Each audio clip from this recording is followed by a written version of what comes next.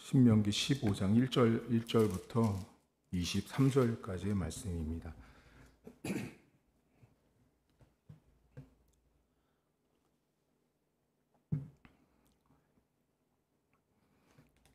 15장 1절입니다. 매 7년 끝에는 면제하라. 면제의 규례는 이러하니라. 그의 이웃에게 구워준 모든 채주는 그것을 면제하고 그의 이웃에게나 그 형제에게 독촉하지 말지니 이는 여호와를 위하여 면제를 선포하였음이라. 이방인에게는 내가 독촉하려니와 내 형제에게 구워준 것은 내 손에서 면제하라.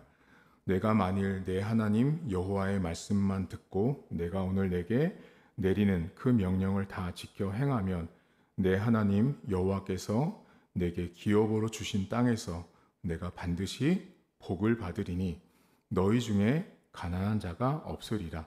내 하나님 여호와께서 내게 허락하신 대로 내게 복을 주시리니 내가 여러 나라에 구워 줄지라도 너는 꾸지 아니하겠고 내가 여러 나라를 통치할지라도 너는 통치를 당하지 아니하리라. 내 하나님 여호와께서 내게 주신 땅 어느 성읍에서든지 가난한 형제가 너와 함께 거주하거든 그 가난한 형제에게 내 마음을 완악하게 하지 말며 내 손을 움켜쥐지 말고 반드시 내 손을 그에게 펴서 그에게 필요한 대로 쓸 것을 넉넉히 구워주라. 삼가 너는 마음에 악한 생각을 품지 말라. 곧 이르기를 일곱째 해 면제년이 가까이 왔다 하고 내 궁핍한 형제를 악한 눈으로 바라보며 아무것도 주지 아니하면 그가 너를 여호와께 호소하리니 그것이 내게 죄가 되리라. 너는 반드시 그에게 줄 것이요 줄 때에는 아끼는 마음을 품지 말 것이라. 이로 말미암아 내 하나님 여호와께서 내가 하는 모든 일과 내 손이 닿는 모든 일에 내게 복을 주시리라. 땅에는 언제든지 가난한 자가 그치지 아니하겠으므로 내가 내게 명령하여 이르노니 너는 반드시 내 땅 안에 내 형제 중 곤란한 자와 궁핍한 자에게 내 손을 펼지니라. 내 동족 히브리 남자나 히브리 여자가 내게 팔렸다 하자. 만일 6해 동안 너를 섬겼거든 7째 해 너는 그를 놓아 자유롭게 할 것이요 그를 놓아 자유하게 할 때에는 빈손으로 가게 하지 말고 내 양무리 중에서와 타작마당에서와 포도주 틀에서 그에게 후히 줄지니 곧 내 하나님 여호와께서 내게 복을 주신 대로 그에게 줄지니라. 너는 애굽 땅에서 종 되었던 것과 내 하나님 여호와께서 너를 속량하셨음을 기억하라.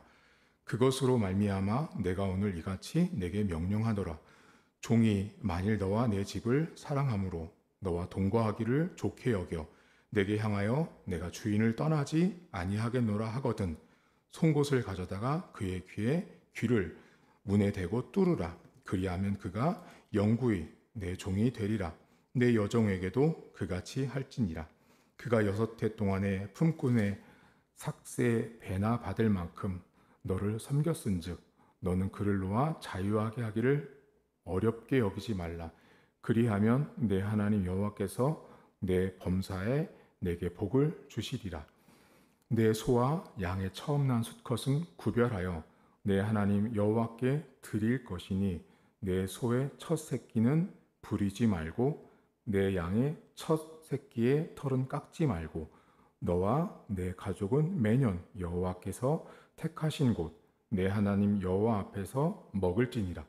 그러나 그 짐승이 흠이 있어서 절거나 눈이 멀었거나 무슨 흠이 있으면 내 하나님 여호와께 잡아들이지 못할지니 내 성중에서 먹되 부정한 자나 정한 자가 다 같이 먹기를 노루와 사슴을 먹음같이 할 것이요 오직 피는 먹지 말고 물같이 땅에 쏟을지니라. 아멘. 히브리어 가운데 숫자 7이 있습니다. 숫자 7은 쉐바라고 말을 하는데요.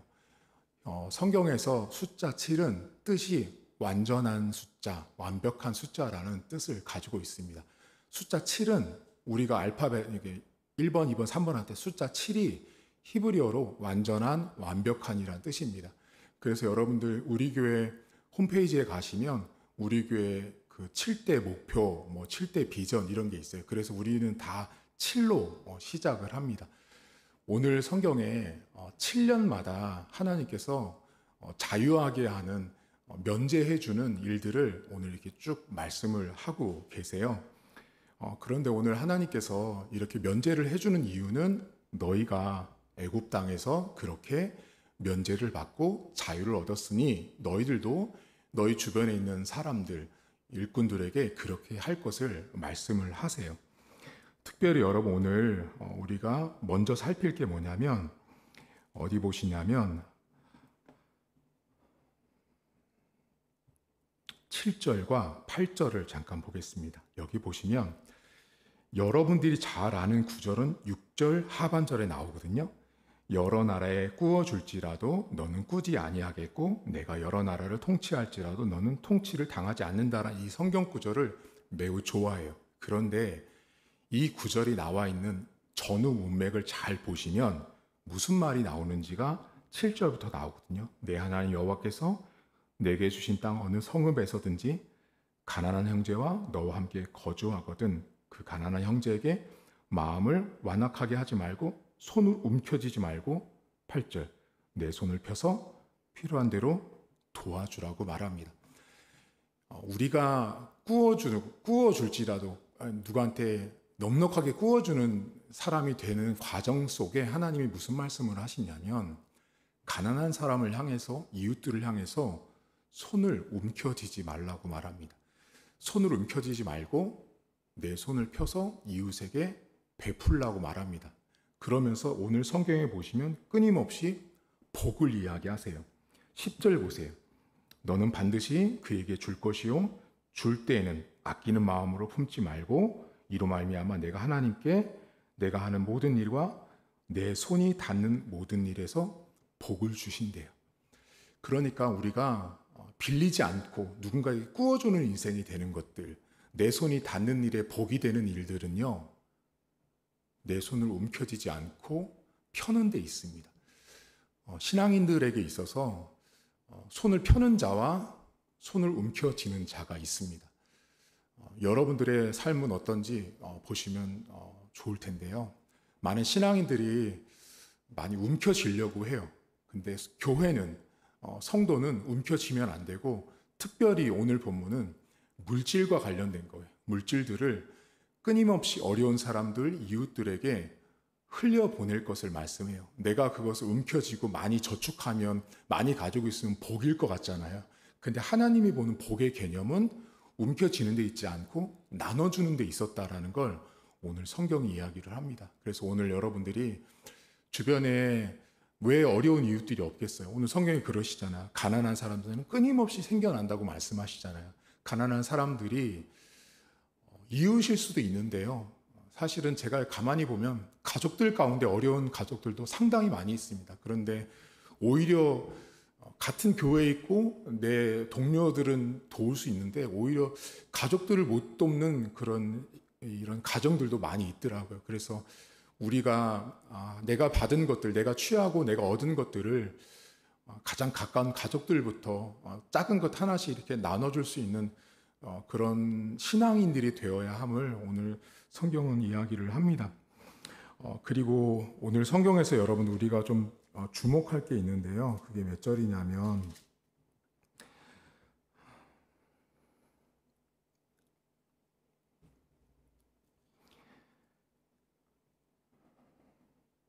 12절과 13절입니다. 내 동족 히브리 남자나 히브리 여자가 내게 팔렸다 하자. 만일 6해 동안 너를 섬겼어요. 그럼 7째 되는 해에 그를 놓아서 자유롭게 해주래요. 그런데 그를 놓아 자유하게 할 때 조건이 있어요. 빈손으로 가게 하지 말라고 합니다. 여기에서 나온 게 뭐냐면 여러분 퇴직금입니다. 우리가 잘 아는 퇴직금. 일을 한 사람을 6년 동안 일했으면 7년째 자유하게 할 때는 반드시 넉넉하게 주어서 보내라고 이야기합니다. 그런데 이렇게 빈손으로 가지 말라게 하는 이 구절은 출애굽기에 이미 나왔어요. 출애굽기에서 하나님께서 이스라엘 백성들을 바로에게서 풀려줄 때 너희들을 빈손으로 가게 하지 않겠다라고 말씀하셨던 그 부분과 이게 연결되는데요. 하나님께서 우리 교회에서 같이 일했던 사람들이 퇴직하고 은퇴를 하거든요. 그때 그들에게 교회가 해야 되는 퇴직금은 반드시 넉넉하게 줘서 보낼 것을 이야기합니다. 빈손으로 가지 않도록. 저희 모교회 얘기를 제가 어려서 자랐던 주일학교 청년부 이렇게 있었던 그 교회 담임 목사님 얘기를 잠깐 드리면,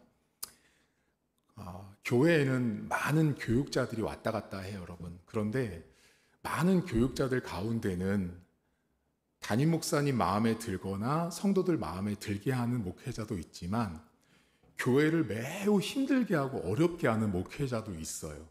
그게 목사님일 수도 있고 사모님일 수도 있고 자녀들일 수도 있어요. 경우의 수는 많은데 어떤 일이 있었냐면 어떤 목사님 가정이 그 교회에서 매우 힘들게 했어요. 한 2년 정도 사역을 하셨는데, 그럼 이제 퇴직금 드려야 되잖아요. 퇴직금을 드리는데 보통 퇴직금을 일반적으로 드린 게 아니고요. 어떻게 이 목사님께서 그 부목사님을 퇴직금을 주어서 보냈냐면, 나가면 2달, 석 달치 이렇게 사역지를 못 갈 수 있잖아요. 그러니까 3개월치 사례비를 따로 주시고요. 그리고 퇴직금을 또 따로 주면서 또 드렸어요. 그래서 그 가정이 잠깐이지만 몇 개월 동안 고생하지 않도록 그렇게 배려해가지고 주시는 목사님을 제가 봤습니다. 여러분, 교회는요, 하나님을 위해 헌신한 수고한 사람들에게 대해서 분명한 복지가 있어야 합니다. 교회는 돈을 움켜쥐는 곳이 아니에요. 하나님을 위해서 수고했던 일꾼들에 대해서 비록 좀 못했을 수도 있어요. 부족할 수도 있어요. 하지만 그들은 가정이고 자녀가 있다면 더 교회가 배려하고 챙겨야 합니다. 그것이 성경적인 거예요. 하나님께서 왜 이 종들 가운데 여러분 일을 다 열심히 했겠어요? 아니에요. 종들 가운데는 게으름 피운 종도 있고 나태한 종도 있었을 거예요. 그럼에도 불구하고 하나님은 동일하게 종들을 내어줄 때는 7년 뒤에 면제하고 자유하게 할 때는 빈손으로 보내지 말라라고 이야기합니다. 오늘 우리 교회가 누군가에게 베풀 때 여러분 좀 넉넉하게 손을 펼 수 있는 그런 교회가 되었으면 좋겠고요. 그리고 성도들 삶에도 여러분들도 움켜만 지려고 하지 마세요. 나눠주세요. 나눠주는 것이 우리에게 복입니다. 그리고 훗날 우리 교회에서 일꾼으로 일하다 퇴직하시는 분들이 있을 때 교회는 그들에게 최대한의 배려를 해드리고 잘 예우를 갖춰서 보내드리는 것이 맞습니다. 그것이 하다못해 이 종에 불과했던 이 사람들까지도 하나님의 빈손으로 가지 말라고 했으니 더 우리가 이 말씀을 지켜야 하는 것입니다. 오늘 하루를 여러분 살면서 2가지만 지켰으면 하는데요. 첫째는 너무 움켜쥐려고 하지 마세요. 나눠주세요. 나눠주시고, 그리고 이제 얼마 있으면 명절이잖아요. 명절 즈음에서 그동안 흘려보내지 못했던 사람들을 한번 체크해 보시고 그들에게 여러분들이 가지고 있는 것들을 좀 나눠줄 수 있는 그런 기회가 되었으면 좋겠고요. 2번째는 여러분들 주변에 누군가가 혹시라도 빈손인 사람이 있으면 그 손을 좀 여러분들이 채워주세요. 그것이 누구인지는 전 모르죠. 하지만 빈손인 사람들을 향해서 우리가 하나님의 마음을 가지고 그 빈손을 채워주는 그런 하루가 되었으면 좋겠습니다. 하나님 아버지 고맙습니다. 7이라는 숫자는 완벽한 숫자였습니다. 하나님께서 7년 만에 자유를 선포하시고 면제를 말씀하신 이유는 다 있었습니다. 가장 완전한 때, 가장 완전한 시간에 종들을, 사람들을 자유하게 하셨습니다. 하나님, 그들을 자유하게 할 때 하나님께서 우리의 손에 너무 많은 것들을 움켜쥐지 말라고 말합니다. 하나님, 사람들은 본능적으로, 기질적으로 많이 가지려고 합니다. 하지만 하나님, 많이 갖기보다 내가 가지고 있는 물질을 내 손에서 풀어놓을 수 있는 은혜가 있길 원합니다. 그렇게 할 때 내가 빌리는 인생이 아니라 꾸어주고 누군가에게 베풀 수 있는 그런 인생이 되는 것입니다. 하나님, 우리 주변에는 빈손인 사람들이 많습니다. 그것이 물질을 넘어서서 건강이 빈손인 사람들도 있고 또 삶의 여러 가지 환경들과 모습들이 텅 빈 사람처럼 빈손으로 살고 있는 사람들도 우리 주변에 많이 있습니다. 하나님, 그들의 빈손을 우리가 때로는 물질로도 채우지만 하나님의 말씀으로 그 빈손을 채워가는 그런 우리 성도들과 교회가 되어지길 원합니다. 하나님, 우리 교회가 지역사회 가운데 또 교회로서의 역할들과 사명들을 감당할 때 교회가 움켜쥐면 세상은 더 척박해지고 세상은 더 완악해질 수밖에 없습니다. 교회가 손을 풀 수 있도록 하나님 도와주시고 주변 가운데 빈손인 사람들이 많습니다. 빈손인 사람들을 돌아보게 하시고 그들의 손을 채워줄 수 있는 우리 교회와 성도들의 삶이 될 수 있도록 하나님 도와주시길 원합니다.